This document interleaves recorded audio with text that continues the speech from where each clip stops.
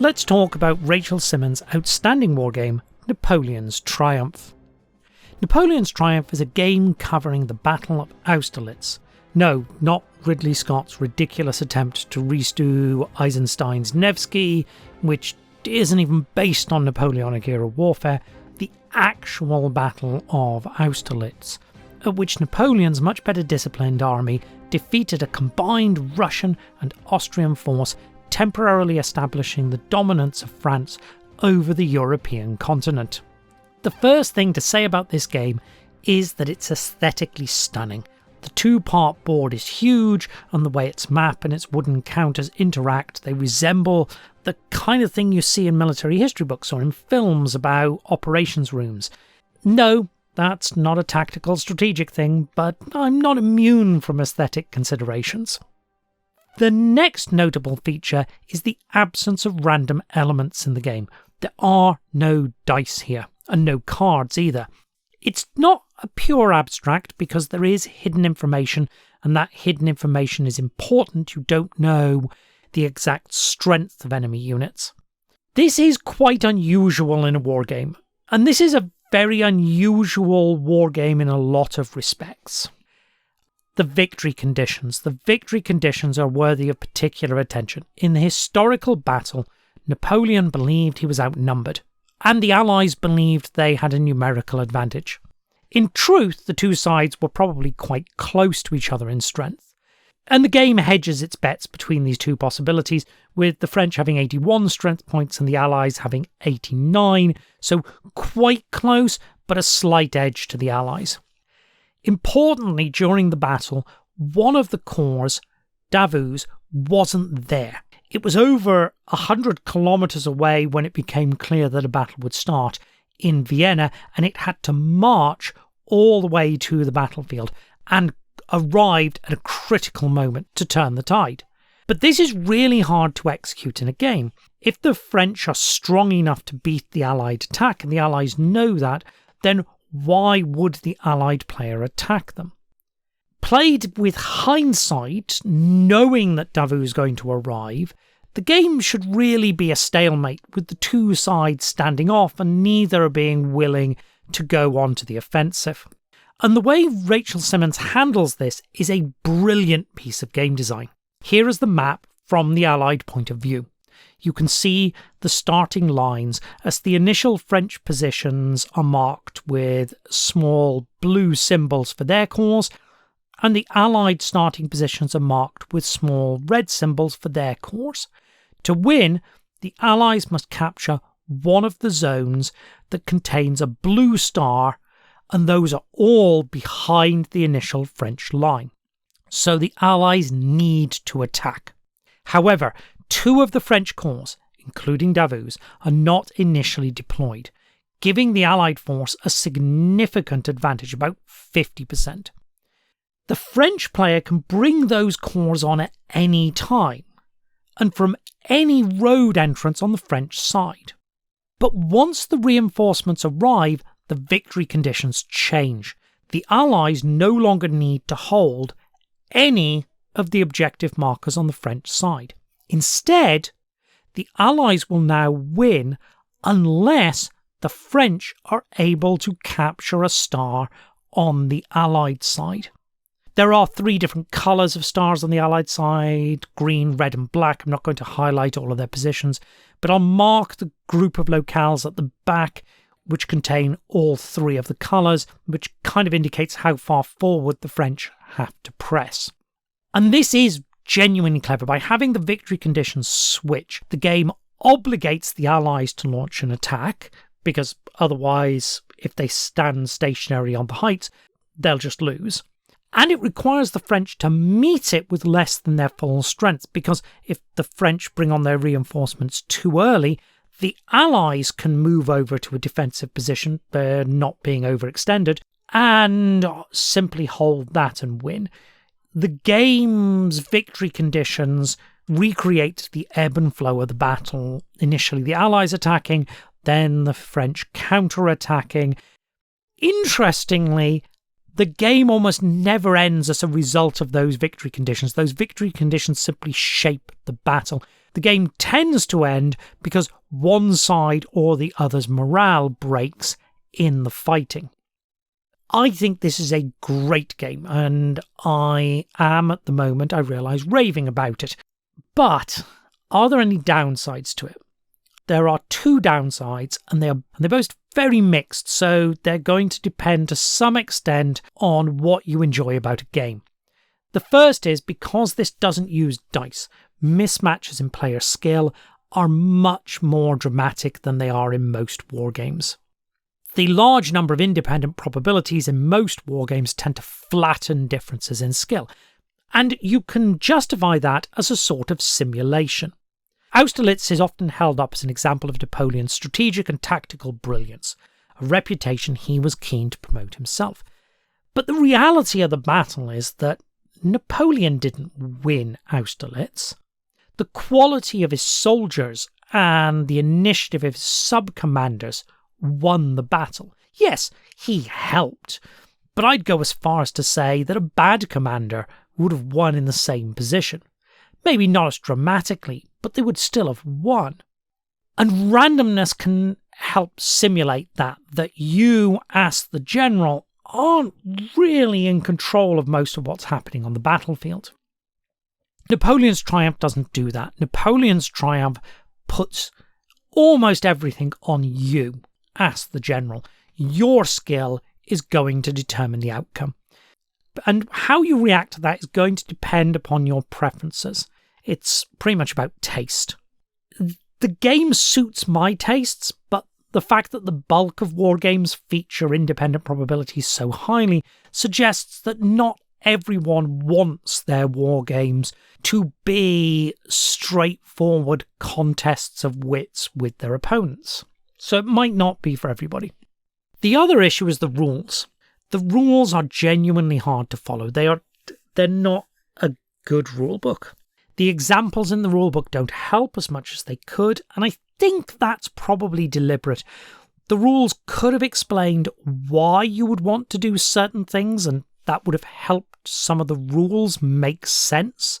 But it would also have told the players how to achieve that tactical effect within the rules, and I think there was an intention to leave the rules as a sort of blank canvas for the players to sort of figure out what works and what doesn't. And I think that was a mistake, and I think to some extent it sells the game short, because it kind of suggests that once you've figured out the basic tactics, oh well, you've pretty much mastered the game. And I think this game has a great deal more depth than that. I think you can quite easily afford to tell people how to do most of the basic tactical ploys in the game, introduce them to most of the strategic dynamics, and still leave them a huge tactical and strategic space to explore. And that's what I'm going to do in a couple of videos on the game. I'm going to focus on the game's combat system. I'm going to look at particular types of combats and the tactics involved and how the rules work in those situations and how you do things. And I'm going to start with the simplest and one of the most common tactical situations of the game, taking a defended village or town. This is the southern end of the battlefield, the French right, held by Legrand's corps alone, and where historically the main Allied attack landed. The Allied attack focused on the village of Telnitz, and to make any progress here, the Allies will need to force one of the villages or groups of buildings around the river. I'm using for my visuals an extract of the vassal map. There is a vassal module for Napoleon's triumph. I've never been able to get on with vassal, but if I could, this is absolutely one of the games I could imagine wanting to play on it. Units in the game occupy locales, indicated by the grey borders. Within a locale, a unit can occupy either the reserve, indicated by placing them in the centre. In the reserve, it can move to the reserve of any adjacent locale or to one of the approaches, the grey borders. On the approaches, it is less manoeuvrable, only being able to move back to its own reserve into the reserve of the locale it faces.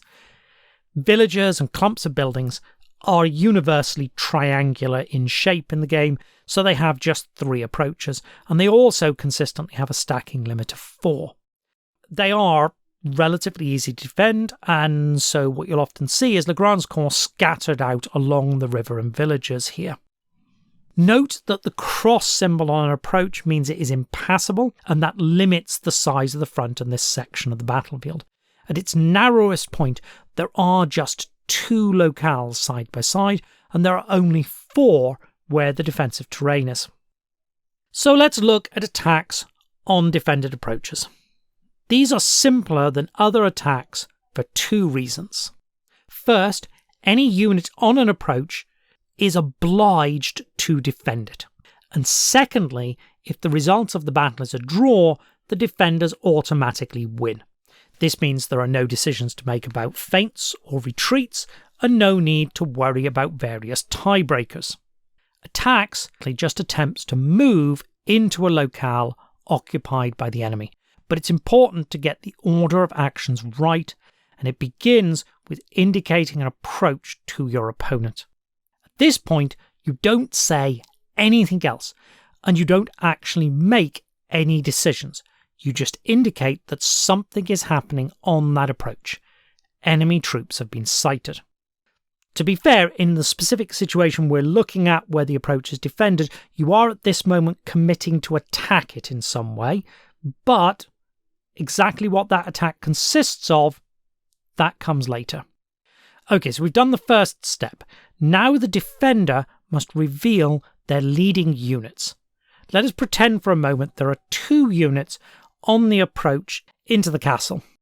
In that case, the defender would select one of those 2 units to act as the leading unit. You don't have to declare a leading unit, but you generally want to. Because the defence approach is obstructed, you cannot declare cavalry as leading units. Neither side can do this, which generally makes cavalry not a good idea for either defending or attacking built-up areas.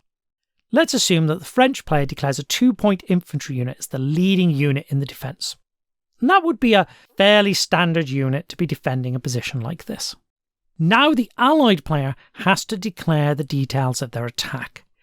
And note the order here. The Allied player has to attack, they're committed, but they've not yet made any decision about how that attack happens. So at this moment, when they have to decide, they already know what the defending unit is. First of all, let's think about the order that the attacker has to give. Whenever you make this decision on the attacker, you have to indicate what order the attacking forces are using, and you have 3 choices. You can commit a single unit either by using an independent command or by using a detached command from a corps, or you could throw the whole corps at the location with a corps command. Generally, you don't want to throw the whole corps at defended locations like this. The corps' weight doesn't help when the approach is defended, and the attack here is not going to succeed, so it would result in the corps being broken up and repulsed, which is bad. Generally here, you just throw 1 unit at the village to weaken the defender. Whether you do that with an independent order or a detach will depend on which orders you want to use elsewhere, rather than any underlying tactics in the situation. And all you do is separate 1 unit from the corps, so just for illustration I'm going to pick out a 3-point infantry, and then you compare strengths between the attacker's leading units and the defender's leading units. The Allies have 3 points, but they suffer a -1 because infantry attacking a defended approach always have a -1 penalty. There are no modifiers on the French, and they have a 2-point unit, so their total is 2. That's 2 for each, which is a draw, and as we said at the start, units defending an approach win on draws. The French do then have 1 more option before we resolve the combat, and it's one that they generally wouldn't take, but just to illustrate, they can launch a counterattack with other units, not the lead units. You can commit up to 2 units of the same type to a counterattack. Here, we reveal the 2nd unit, and it turns out to be a 2-point infantry. The unit is immediately reduced by 1 point in strength to become a 1-point unit, and that 1 point is now added to the French strength, giving them a total of 3. So now, having run through the whole process, we resolve the actual combat. The Allied force loses, and then we adjudicate casualties. The French have 1 leading unit, and the Allies were beaten by 1 point, so they take 2 casualties, reducing their 3 strength unit to a 1 strength unit, and it is then repulsed back to the reserve. It is no longer part of the corps it came from because it detached from it. Because the Allies lost 2 strength points in the attack, they also lose 2 points of morale for their army. Neither army has a huge amount of morale, so that can add up quickly. The French won the combat, so they don't take any morale losses at all. That is always the case. If you win a combat, you don't take morale losses, no matter how many casualties you took in the combat. They do, however, take casualties. They obviously have already lost 1 point when they reduced the counter-attacking unit, and they now eliminate 1 strength from a leading unit because the Allies had 1 leading unit. The Allies cannot attack the Schloss again this turn because you can only launch 1 actual attack on a location each turn. They could still attack the village if they had the troops, the orders, and the inclination. And they will be able to attack the Schloss again next turn. And as you can imagine, those 2 1-point units are a much less formidable defence. In fact, now would be a sensible moment to attack with the whole corps, declaring a 3-point infantry as a leading unit. That would give the Allies 2 points, 3 for the unit, and 1 point for the French 1, because it's a 1-point unit. The other unit cannot effectively counterattack because it would be reduced by 1 and so would be strength 0. By the way, again, because the French units are on the approach, they don't get any choice in this. They're automatically declared as defending units. They don't get an opportunity to retreat. If they wanted to retreat, the French units would have to have moved themselves back to the reserve in their own turn in order to then evacuate the place when it was attacked. Here, the situation is reversed from the last turn. The Allies would lose a strength point, but would take no morale loss. The French would lose the 2 units and lose 2 morale, and the Allies would have the satisfaction of seeing a dramatic shift in the map position and a big breakthrough developing. Okay, first thing, let's just recapitulate the sequence because it's all a little unusual for a war game, and I've certainly made mistakes when trying to play it or teach it in the past. The most common mistake being that the attacker often thinks they have to declare much more about their attack than they actually do. At the first step, the attacker indicates an approach that is being threatened. Then, because we are looking at defended approaches, the defender reveals their leading unit. In towns, this will always be a single unit. In some big open fields in the centre of the board, it might be 2 units. Only once the attacker knows what the defending force is, does the attacker make any real decisions. Which units are participating, what orders are being used, which units are leading, etc. And then finally, the defender has the option of declaring a counterattack with other units. So now we've got that, let's go back over some of the fighting on the southern part of the field and look at some of the tactical mistakes in my first example. Doktorov can bring up to 8 units to face the Schloss, and Kienmeyer can bring 6 units to face Telnitz in the first few hours of the battle. In fact, in the first hour if the French do nothing to interfere. We are assuming here a fairly light and static defence by Legrand. Not necessarily a very realistic one. We are not going to worry about the French response for the moment, but at 9 AM, the Allies can be in position to start launching a series of probing attacks. At each location, there are essentially 1 of 4 possibilities. Let's assign a different one to each defence. Starting from the south and working north. The French could have done something very foolish, and there might be no leading unit because they allocated a cavalry to the defence. There could be a 1-point artillery unit. There could be a 2-point infantry, or there could be a 3-point infantry. Note that the French do not start with any 1-point infantry or any 1-point infantry units, so that's not a possibility at the beginning of the battle. If there is no leading unit, the Allies will just walk straight over the defenders and destroy it receiving no casualties themselves. Remember, an attacker's casualties come from the declaration of enemy leading units. The takeaway for that is we don't defend towns with cavalry. Let's assume the French didn't do anything that silly and begin with the 2-point infantry defence. Don't do what we did in the earlier example and throw a 3-point infantry at it. There is no way for a 2-point infantry defending our approach in a town to be overcome in a single attack. Well, not without committing your guard, and I don't want to talk about that in this episode. So the only thing you can do here is weaken it. And that is a job for one of your many 2-point infantries, not your small number of valuable 3-pointers. The attacking unit is going to be destroyed. The Allies are going to lose 2 morale. But the French unit will be reduced to a 1-point infantry, which can be overcome if attacked by a 3-point infantry. Note that a 1-point infantry would hold off a 2-point infantry, but it would be destroyed in the process, so the space wouldn't be seized, but it could be taken on the next turn. Now let's look at the situation where a 3-point infantry is revealed as the defender. A 3-point infantry will hold off any attack.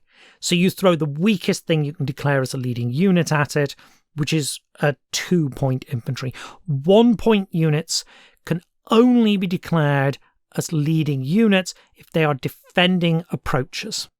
That will inflict 1 casualty because combatants take 1 casualty for each leading unit the enemy has, even if they win. That will reduce the defender to a 2-point infantry, and you can handle it like any 2-point infantry on subsequent turns. Finally, what if the opponent is a 1-point artillery? Now, this doesn't quite work like a 1-point infantry, because artillery have a special rule. They reduce casualties against themselves by 1 point. Effectively, they cancel out the casualty for their being an enemy leading unit, which means to damage them, you need to have a higher strength total in the attack. And that means that if you throw a 2-point unit at an artillery, it will bounce off and the artillery will still be there.